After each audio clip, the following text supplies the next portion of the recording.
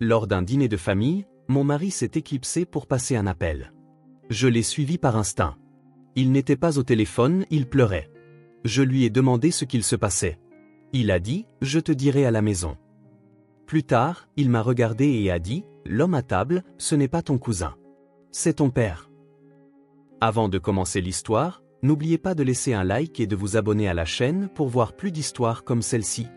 Je pensais tout savoir sur ma famille, jusqu'à ce qu'un coup de fil, qui n'en était pas vraiment un, change ma vie à tout jamais. Je m'appelle Emma et j'ai 28 ans. J'enseigne en CE2 à l'école primaire Lincoln et je suis marié à mon mari Jake depuis 3 ans. Jake est graphiste et il est rare qu'il s'émeuve de quoi que ce soit, c'est pourquoi ce qui a suivi m'a complètement prise au dépourvu. D'aussi loin que je me souvienne, ma famille a toujours été incroyablement soudée. Il y a ma mère, Sarah, qui travaille comme directrice de banque et qui a toujours été le ciment de notre famille. Elle a 49 ans et vient de célébrer son anniversaire lors d'un dîner d'enfer dont je m'apprête à vous parler. Mon père, Greg, a 51 ans et travaille dans le bâtiment en tant que contremaître. C'est le genre d'homme qui m'a appris à changer un pneu et qui a toujours veillé à ce que je sache que je pouvais accomplir tout ce que je décidais d'entreprendre. Et puis il y a ma petite sœur, Cathy, qui a 25 ans et travaille comme technicienne vétérinaire. Elle a toujours été l'esprit libre de la famille. Mais la personne au cœur de cette histoire, c'est Michael. Michael a 52 ans, toute ma vie, on me l'a présenté comme le cousin de ma mère, originaire de Denver. Il ne s'est jamais marié, n'a jamais eu d'enfant, mais il a été présent à chaque moment important de ma vie. Chaque fête d'anniversaire, chaque spectacle d'école, chaque remise de diplôme, chaque grande fête. Michael prenait l'avion depuis Denver sans jamais y manquer, apportant toujours des cadeaux attentionnés qui, d'une manière ou d'une autre, correspondaient parfaitement à ce qui m'intéressait à l'époque. Quand j'avais 7 ans et que j'étais obsédé par les dinosaures, Michael est arrivé avec une collection complète d'encyclopédies sur les dinosaures. Quand j'ai décidé au lycée que je voulais devenir enseignante, il m'a offert un magnifique journal relié en cuir avec mes initiales et m'a dit d'y noter toutes mes idées pédagogiques. Quand Jake et moi nous sommes fiancés, Michael a été l'une des premières personnes que nous avons appelées, et il a pleuré au téléphone quand nous lui avons annoncé la nouvelle. Avec le recul, je réalise qu'il y avait des signes indiquant que la relation de Michael avec notre famille avait quelque chose de particulier. Il semblait toujours savoir des choses sur moi que même mes parents oubliaient parfois. Il se souvenait que j'étais allergique aux fraises quand j'avais 5 ans, un détail que même moi j'avais oublié. Il savait que ma couleur préférée était passée du violet au vert au collège. Il posait toujours des questions détaillées sur ma carrière d'enseignante et semblait sincèrement investi dans chaque petite réussite que j'avais en classe. Michael avait aussi cette habitude de m'observer lors des réunions de famille. Pas de manière malsaine, mais avec une attention si intense que j'attribuais toujours à son statut de célibataire qui appréciait d'être entouré de sa famille. Il souriait quand je riais et ses yeux devenaient humides quand je parlais de mes élèves ou de mon mariage. Je pensais qu'il était simplement ému de faire partie de nos traditions familiales. La soirée qui a tout changé fut celle du dîner pour les 49 ans de ma mère. Michael avait pris l'avion de Denver spécialement pour l'occasion, ce qui n'était pas inhabituel, mais quelque chose semblait différent dès l'instant où il a franchi la porte. Il paraissait nerveux, presque anxieux, ce qui ne lui ressemblait absolument pas. Michael avait toujours été calme et posé, le genre de personne capable de gérer n'importe quelle situation avec grâce. Pendant le dîner, Michael n'arrêtait pas de me fixer du regard quand il pensait que je ne le voyais pas.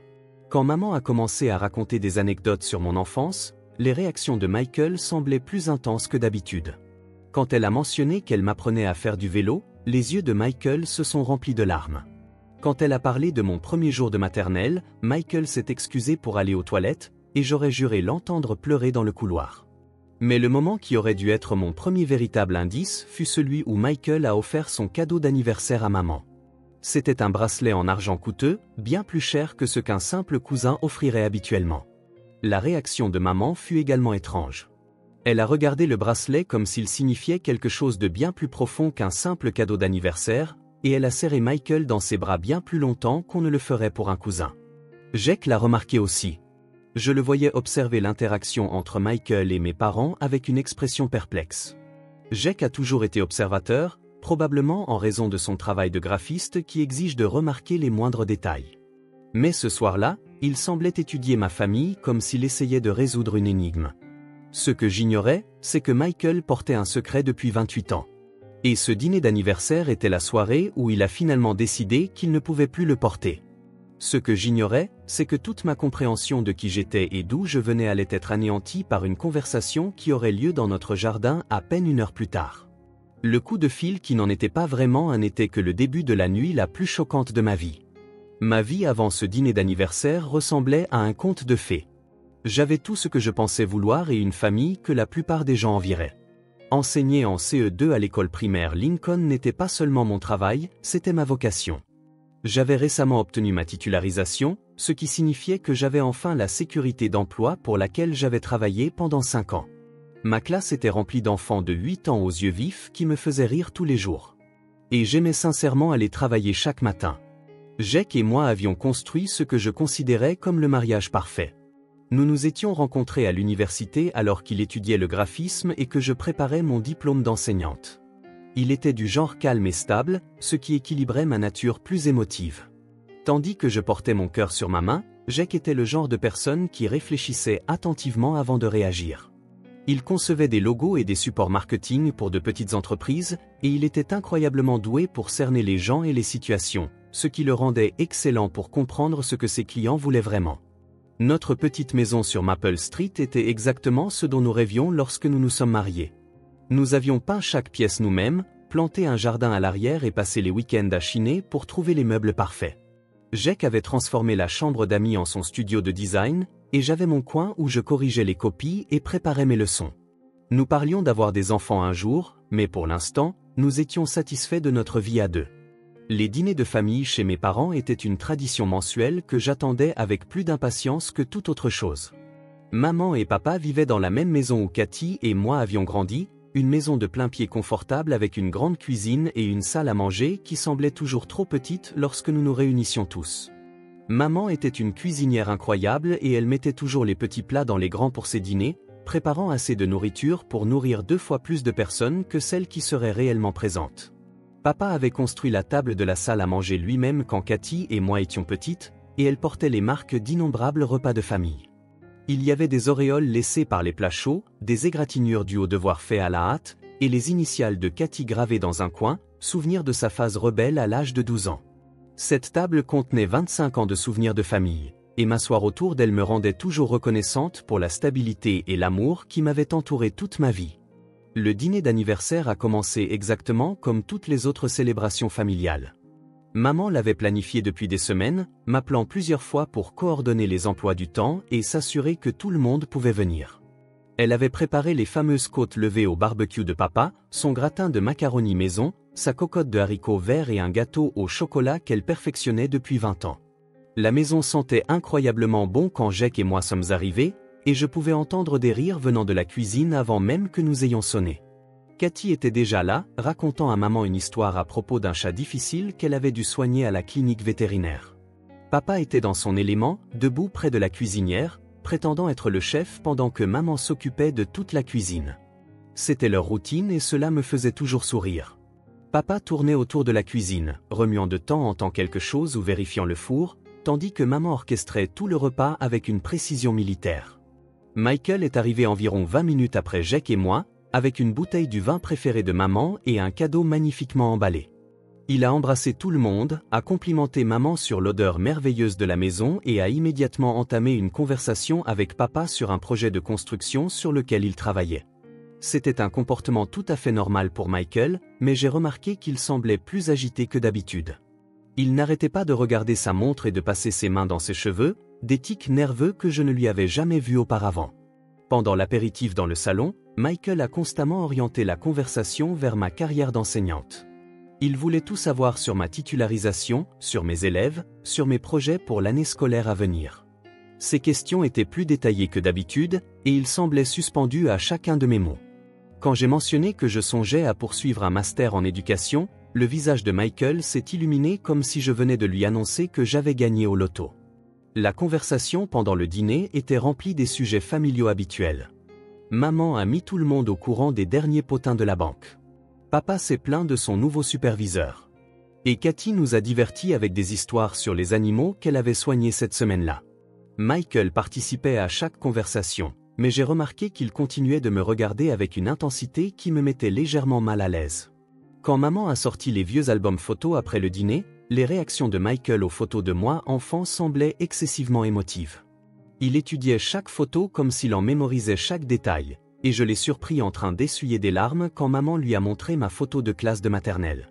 La soirée semblait parfaitement normale en surface, mais il y avait une tension sous-jacente que je n'arrivais pas tout à fait à identifier. Michael avait l'air de vouloir dire quelque chose, mais de ne pas trouver les mots. Jake était plus silencieux que d'habitude, et je l'ai remarqué en train d'observer le comportement de Michael avec la même attention minutieuse qu'il accordait à ses projets de design. Même maman semblait légèrement sur les nerfs, bien qu'elle fasse de son mieux pour maintenir la conversation et s'assurer que tout le monde passait un bon moment. Aucun d'eux nous ne savait que ce serait le dernier dîner de famille où je croirais comprendre qui j'étais et d'où je venais. Le changement d'atmosphère s'est produit si soudainement que c'était comme si quelqu'un avait appuyé sur un interrupteur. Nous étions tous assis autour de la table de la salle à manger, finissant le fameux gâteau au chocolat de maman et partageant des souvenirs de vieilles vacances en famille, quand le téléphone de Jake a vibré sur la table à côté de son assiette de dessert. Il a jeté un coup d'œil à l'écran et j'ai vu toute son attitude changer en un instant. Le sourire détendu a disparu de son visage, remplacé par une expression que je n'avais jamais vue auparavant. Ce n'était ni de l'inquiétude ni de la confusion. C'était quelque chose de plus profond et de plus troublant. Jake a pris son téléphone et a fixé l'écran pendant ce qui a semblé une éternité, mais qui n'a probablement duré que 10 secondes. Son visage est devenu blême et j'ai remarqué que sa main tremblait en tenant l'appareil. C'était complètement inhabituel pour mon mari, qui se targuait d'être imperturbable en toute situation. En 3 ans de mariage, je l'avais vu gérer des crises au travail, des urgences familiales et même notre voiture tombant en panne au milieu de nulle part avec un calme et une maîtrise absolue. « Il faut que je prenne cet appel », a dit Jake, la voix tendue et crispée. « C'est à propos du logo Peterson. »« Désolé, mais c'est très important. » L'excuse semblait assez plausible pour tous les autres à table, mais j'ai tout de suite su que quelque chose n'allait pas. Jake ne prenait jamais d'appel de clients pendant les moments en famille, et certainement pas pendant le dîner d'anniversaire de maman. Plus important encore, le projet Peterson avait été terminé et soumis plus d'une semaine auparavant. Je l'avais vu envoyer les fichiers finaux moi-même, et le client avait déjà tout approuvé. Il n'y avait aucune raison pour qu'il l'appelle un dimanche soir. J'ai regardé Jake se lever de table et se diriger vers la porte arrière, son téléphone collé à l'oreille. Mais voici ce qui m'a vraiment dérangé. Il a répondu au téléphone en disant « Allô » d'une manière qui ressemblait plus à une salutation à quelqu'un qu'il connaissait bien qu'à un appel professionnel. Le ton était personnel, presque intime, et mon estomac s'est noué d'anxiété. En tant qu'enseignante, j'ai développé un 6e sens pour savoir quand quelque chose cloche. On apprend à lire le langage corporel, les intonations de la voix et les changements subtils de comportement quand on est responsable de 25 élèves de CE2 tous les jours. Mon radar pour détecter les problèmes s'était affûté au cours de 5 années d'enseignement, et toutes les sonnettes d'alarme dans ma tête s'activaient en observant le comportement de Jake. La conversation à table a continué autour de moi, mais je ne pouvais me concentrer sur rien de ce que l'on disait.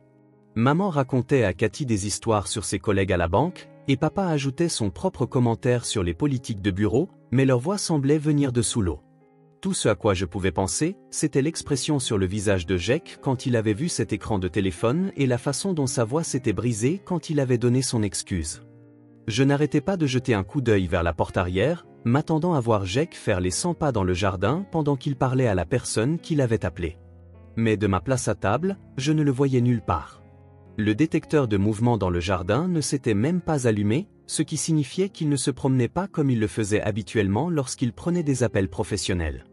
Michael a semblé remarquer ma distraction et m'a demandé si tout allait bien.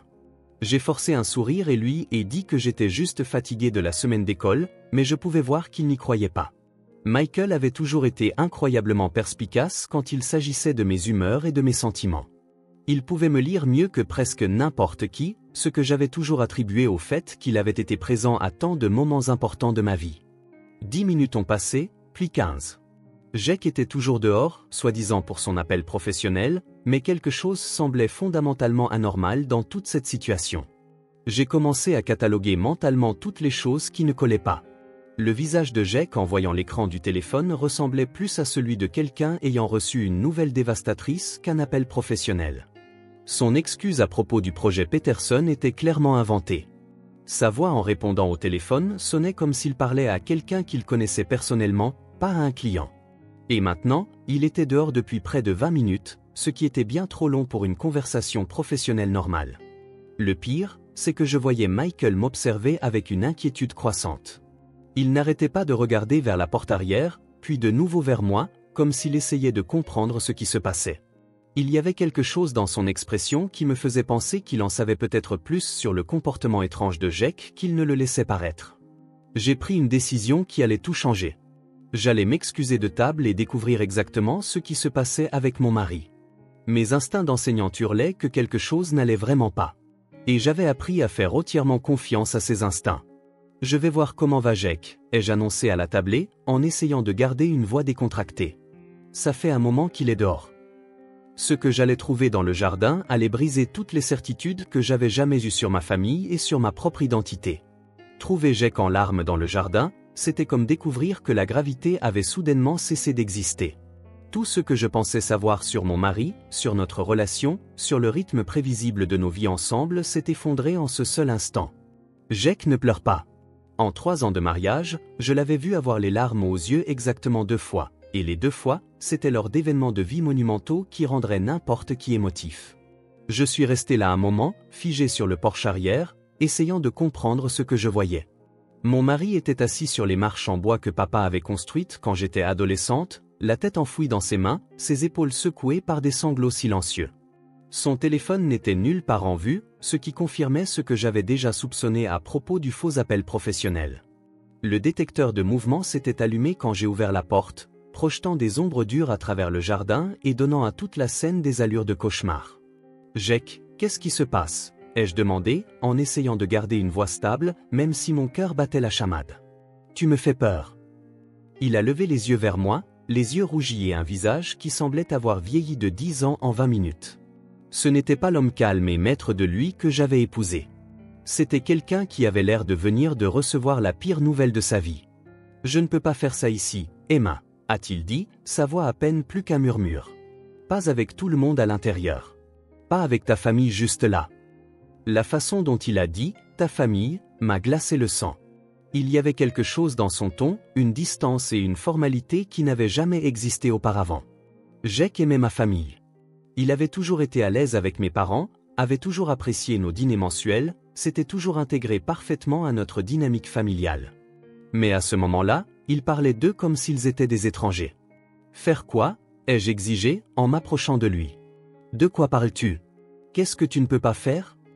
Jake s'est levé et a passé ses mains dans ses cheveux, un geste nerveux que je lui avais rarement vu faire. Il a commencé à faire les 100 pas sur la petite terrasse en béton, et je voyais qu'il luttait pour trouver les mots pour exprimer ce qui le déchirait. « Je te le dirai quand nous rentrerons à la maison », a-t-il finalement dit. « S'il te plaît, Emma, fais-moi confiance sur ce coup.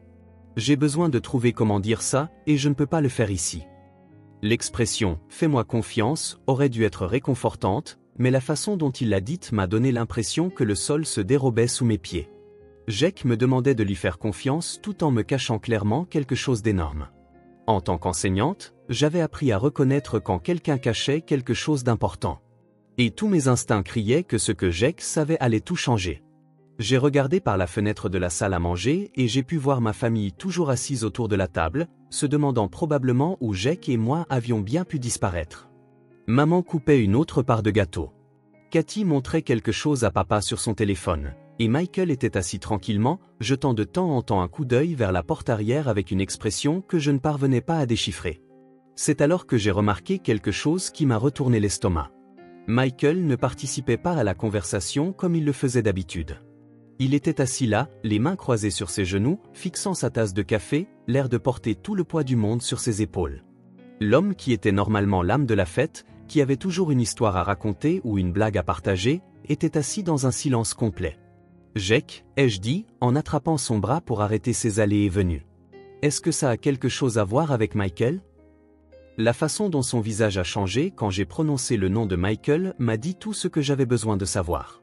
Les yeux de Jake se sont écarquillés, et il a même reculé d'un pas, comme si je venais de résoudre une énigme qu'il espérait que je ne découvrirais pas. « Nous devons partir » a dit Jake, la voix pressante. « Maintenant. Nous devons rentrer à la maison, et nous devons y aller maintenant. » « Je ne pars pas tant que tu ne m'auras pas dit ce qui se passe, ai-je dit, surprise par la fermeté de ma propre voix. Ma famille est à l'intérieur en train de célébrer l'anniversaire de maman, et tu es ici en train de faire une sorte de crise à propos de quelque chose qui implique apparemment Michael. Je mérite de savoir ce qui se passe. » Jake m'a regardé un long moment et je pouvais le voir peser ses options. Il était clairement déchiré entre le désir de me protéger de ce qu'il savait et la prise de conscience que me laisser dans l'ignorance n'était plus une option. « Si je te le dis, » a-t-il dit lentement, « tout va changer. Tout sur la façon dont tu vois ta famille, comment tu te vois toi-même, comment tu comprends toute ta vie jusqu'à ce point. Es-tu sûr de vouloir savoir ?» La question flottait dans l'air entre nous comme un défi. Une partie de moi voulait dire non, retourner à l'intérieur et prétendre que cette conversation n'avait jamais eu lieu. Revenir à l'ignorance confortable d'il y a 20 minutes.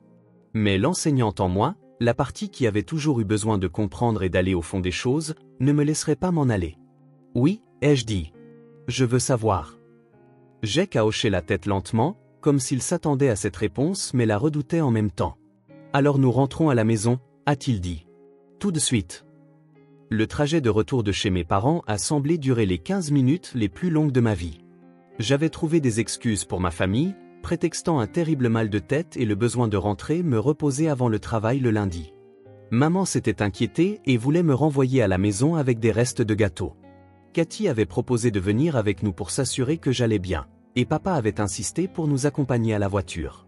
Pendant tout ce temps, Michael était resté étrangement silencieux, me faisant un câlin d'adieu qui a duré un peu trop longtemps et qui semblait différent, plus désespéré et émotif que ses adieux habituels. Les mains de Jake tremblaient sur le volant, et il n'arrêtait pas de prendre de profondes inspirations comme s'il se préparait à quelque chose de monumental. Je ne l'avais jamais vu aussi nerveux, même pas quand il m'avait demandé en mariage il y a 3 ans. Le silence dans la voiture était suffocant, empli du poids de la vérité qu'il s'apprêtait à révéler. Quand nous sommes enfin arrivés à la maison, je me suis versé un verre de vin avec des mains qui n'étaient pas tout à fait stables et je me suis installé dans notre salon. Jake s'est assis en face de moi dans son fauteuil habituel, mais tout dans sa posture et son expression m'était complètement étranger. Ce n'était pas l'homme qui discutait de nos journées au dîner tous les soirs, ou qui me faisait rire avec ses observations sur ses clients. C'était quelqu'un qui portait un fardeau si lourd qu'il le transformait physiquement. « Avant que je te dise ça, » a dit Jake, la voix soigneusement contrôlée, « je veux que tu saches que je t'aime. Rien de ce que je vais dire ne change ce que je ressens pour toi ou pour notre mariage. Rien ne change à quel point je suis fier de la femme que tu es ou à quel point je suis enthousiaste pour notre avenir ensemble. » Ce préambule a fait battre mon cœur encore plus vite. D'après mon expérience, les conversations qui commençaient par des assurances sur l'amour et le mariage étaient généralement suivies de nouvelles dévastatrices. J'ai posé mon verre de vin parce que mes mains tremblaient trop pour le tenir. « Jake, tu me terrifies, » ai-je dit. « Dis-moi simplement ce qui se passe. » Il a pris une autre profonde inspiration et m'a regardé droit dans les yeux. « Emma, l'homme à table ce soir, Michael, ce n'est pas ton cousin. C'est ton père biologique. » Les mots m'ont frappé comme un coup de poing. Pendant un instant, je n'ai pas pu assimiler ce qu'il avait dit, car c'était si complètement impossible. J'ai même ri, un rire bref et sec qui n'avait rien d'amusant. « Ce n'est pas drôle, » ai-je dit. « Ce n'est même pas un peu drôle, Jake. »« Je ne plaisante pas, » a-t-il dit doucement. « J'aimerais bien, mais non. Michael est ton père. » Je me suis levé si vite que j'ai renversé mon verre de vin, le liquide rouge se répandant sur notre table basse. « C'est impossible. Michael est le cousin de maman. Je le connais depuis toujours. Il a été à chaque fête d'anniversaire, chaque remise de diplôme, chaque événement majeur depuis ma naissance. C'est de la famille, mais ce n'est pas mon père. Mon père, c'est Greg, l'homme qui m'a élevé, qui m'a appris à conduire, qui m'a accompagné à l'hôtel à notre mariage. » Jake me regardait avec une expression de pure angoisse, comme si chaque mot que je prononçais lui causait une douleur physique. « Emma, assieds-toi, s'il te plaît. Laisse-moi t'expliquer. » « Expliquer quoi ?» ai-je demandé, mais je me suis rassise parce que mes jambes semblaient soudain trop faibles pour me soutenir. « Expliquer comment tu pourrais penser que Michael, qui n'a jamais été autre chose qu'un cousin aimant pour moi, est d'une manière ou d'une autre mon père. Expliquer comment c'est même possible. » « Parce qu'il me l'a dit, » a simplement répondu Jake. « Ce soir, pendant le dîner, Michael m'a pris à part quand tu es allé aider ta mère dans la cuisine. Il a dit qu'il ne pouvait plus le supporter. Il ne pouvait plus s'asseoir à cette table et t'entendre l'appeler cousin, alors qu'il est ton père depuis 28 ans. Je me sentais comme dans une sorte de réalité alternative où rien n'avait de sens. Même si c'était vrai, ce qui ne l'est pas, pourquoi te le dirait-il à toi? Pourquoi ne me le dirait-il pas directement? Parce qu'il porte ce secret depuis ta naissance, a dit Jake. Parce qu'il a fait une promesse à ta mère il y a 28 ans qu'il respecterait sa décision de t'élever comme la fille de Greg. Parce qu'il t'a aimé à distance toutes ces années, te regardant grandir, étant fier de tout ce que tu as accompli, mais sans jamais pouvoir te revendiquer comme sienne. La pièce tournait, et j'ai eu l'impression que j'allais être malade. Montre-moi une preuve, ai-je dit. Si c'est vrai, montre-moi une preuve. Jake a fouillé dans sa poche et en a sorti un morceau de papier plié qui semblait avoir été manipulé d'innombrables fois au fil des ans. Il m'a donné ça, a dit Jake en me le tendant. C'est une lettre que ta mère lui a écrite à ta naissance. J'ai pris le papier avec des mains tremblantes et l'ai déplié soigneusement. L'écriture était sans équivoque celle de ma mère, plus jeune et moins assurée qu'aujourd'hui, mais c'était bien la sienne. La lettre était datée d'il y a 28 ans, à peine 2 semaines après ma naissance. Cher Michael, commençait-elle. Je sais que c'est la chose la plus difficile que nous aurons jamais à faire, mais nous savons tous les deux que c'est la bonne décision. Greg aime Emma comme si elle était son propre sang, et elle mérite de grandir dans un foyer stable avec des parents qui sont engagés l'un envers l'autre et envers elle. Toi et moi savons que ce que nous avons eu était magnifique, mais c'était aussi compliqué et incertain. Je te demande de me promettre que tu laisseras Greg être son père, que tu te mettras en retrait et que tu nous laisseras construire la famille qu'Emma mérite. Je n'ai pas pu lire la suite car les larmes brouillaient ma vision. Tout ce que je pensais savoir sur ma vie, sur mon identité, sur ma famille s'effondrait autour de moi. Michael n'était pas le cousin de ma mère qui se trouvait être incroyablement dévoué à notre famille. Il était mon père et il m'avait observé depuis les coulisses pendant 28 ans, m'aimant en silence tout en respectant la décision de ma mère de construire une vie différente. Soudain, tout est devenu parfaitement logique. L'intérêt intense de Michael pour mon éducation, ses réactions émotives à mes accomplissements, sa présence à chaque moment important de ma vie, la façon dont il semblait me comprendre mieux que presque n'importe qui. Il n'avait pas été un cousin exceptionnellement dévoué. Il avait été un père contraint d'aimer sa fille à distance. Toute ma compréhension de qui j'étais et d'où je venais d'être réécrite en une seule conversation. Je n'ai pas dormi cette nuit-là. Je ne le pouvais pas. Au lieu de cela, je suis restée assise dans notre salon jusqu'au lever du soleil, tenant la lettre de ma mère et tentant de reconstituer 28 ans de souvenirs à travers ce nouveau prisme choquant. Jake était finalement allé se coucher vers minuit, non sans m'avoir fait promettre de le réveiller si j'avais besoin de quoi que ce soit.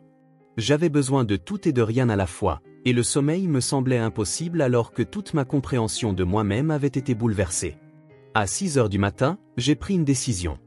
J'ai appelé mon école pour me déclarer malade, chose que je n'avais faite que 3 fois peut-être dans toute ma carrière d'enseignante, et j'ai dit à mon directeur que j'avais une urgence familiale. Ce n'était pas un mensonge. C'était la plus grande urgence familiale que je pouvais imaginer. J'ai passé la matinée à parcourir de vieux albums photos avec un regard neuf, et la preuve du véritable rôle de Michael dans ma vie était partout, une fois que je savais quoi chercher. Sur mes photos de fin de maternelle, Michael ne se tenait pas simplement avec les autres membres de la famille. Il était positionné légèrement à l'écart, comme s'il essayait d'être présent tout en respectant les limites. Sur les photos de ma remise de diplôme du lycée, je pouvais voir des larmes sur son visage que j'avais toujours attribuées à sa nature émotive.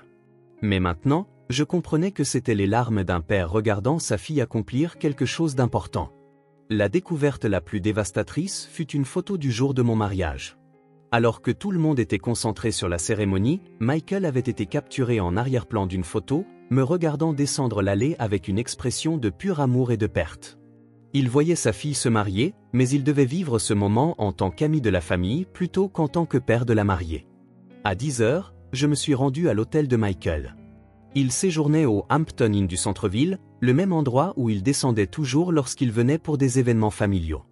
Je l'avais appelé et il avait accepté de me rencontrer au restaurant de l'hôtel, bien que sa voix au téléphone ait été lourde du poids de ce que nous savions tous les deux devoir discuter. Quand je suis entré dans le restaurant, Michael était déjà assis à une table dans un coin, l'air d'avoir vieilli de 10 ans en une nuit. Son apparence habituellement soignée était négligée. Ses yeux étaient rouges d'avoir pleuré, et ses mains tremblaient en remuant le sucre dans son café. C'était un homme qui avait porté un énorme secret pendant près de 3 décennies, et le soulagement de l'avoir enfin partagé se lisait sur son visage. « Emma », a-t-il dit en me voyant, se levant comme s'il ne savait pas s'il devait me prendre dans ses bras ou me serrer la main. L'incertitude de son geste m'a brisé le cœur, car j'ai réalisé qu'il avait probablement dû naviguer dans ses limites floues toute ma vie. Je l'ai serré dans mes bras et pour la première fois, c'était différent. C'était comme serrer mon père dans mes bras, et non le cousin de ma mère. Nous devons parler, ai-je dit, et il a hoché la tête comme s'il attendait cette conversation depuis 28 ans. Michael m'a tout raconté. Lui et ma mère avaient eu une brève liaison avant qu'elle ne rencontre mon père, Greg. Ils étaient jeunes et amoureux, mais leur relation avait été compliquée par la distance et des objectifs de vie différents. Quand maman a découvert qu'elle était enceinte, Michael avait été ravi et voulait l'épouser immédiatement. Mais maman était déjà tombée amoureuse de Greg, qui avait proposé de m'élever comme sa propre enfant sans hésitation. « Ta mère a fait le bon choix », a dit Michael, la voix chargée d'émotion. Greg était prêt à être un mari et un père d'une manière que je n'étais pas à 24 ans. Je cherchais encore ma voie professionnelle, je voyageais constamment pour le travail, j'étais encore trop immature pour offrir la stabilité dont vous aviez besoin, ta mère et toi. Greg pouvait offrir une vraie famille, un foyer stable, et des parents déterminés à construire une vie ensemble.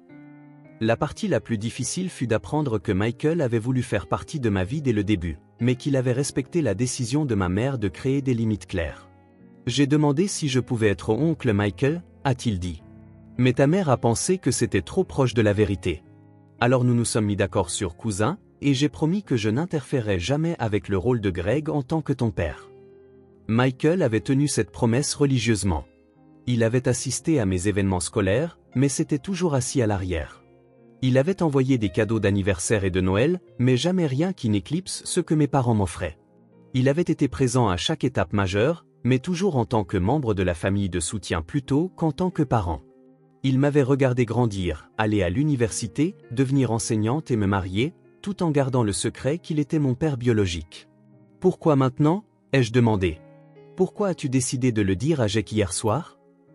La réponse de Michael m'a brisé le cœur.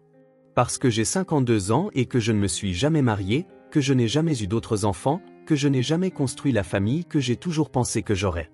Tu es ma seule enfant, Emma, et j'ai réalisé que je pourrais mourir un jour sans que tu saches jamais que tu as été la plus grande réussite de ma vie. Je ne pouvais plus vivre avec ça. Cet après-midi-là, j'ai insisté pour une réunion de famille. J'ai appelé mes parents et leur ai dit que Michael, Jake et moi devions leur parler tous ensemble. Maman a tout de suite su de quoi la conversation allait porter, et je pouvais l'entendre pleurer au téléphone avant même qu'elle ne dise oui. La réunion fut dévastatrice et magnifique à la fois. Maman a tout confirmé ce que Michael m'avait dit, expliquant à travers ses larmes qu'elle avait été jeune et effrayée et qu'elle avait pris la décision qu'elle pensait être la meilleure pour tout le monde. La réaction de papa m'a le plus surprise. Au lieu d'être en colère ou blessé, il a semblé soulagé que le secret soit enfin révélé. « Emma, » a dit papa, prenant mes mains dans les siennes, rêche par le travail. « Tu es ma fille depuis 28 ans. La biologie ne change rien à ça. J'étais là pour tes premiers pas, ton premier jour d'école, ton premier chagrin d'amour et le jour de ton mariage. Je suis ton père à tous les égards qui comptent, et rien de tout cela ne change quoi que ce soit. » Mais ce que papa a dit ensuite m'a fait comprendre la véritable profondeur de son caractère. « Et Michael, » a-t-il poursuivi, en se tournant vers l'homme qui m'avait donné la vie. « Merci de m'avoir fait confiance pour élever ta fille. Merci d'avoir respecté notre famille tout en faisant partie de la vie d'Emma.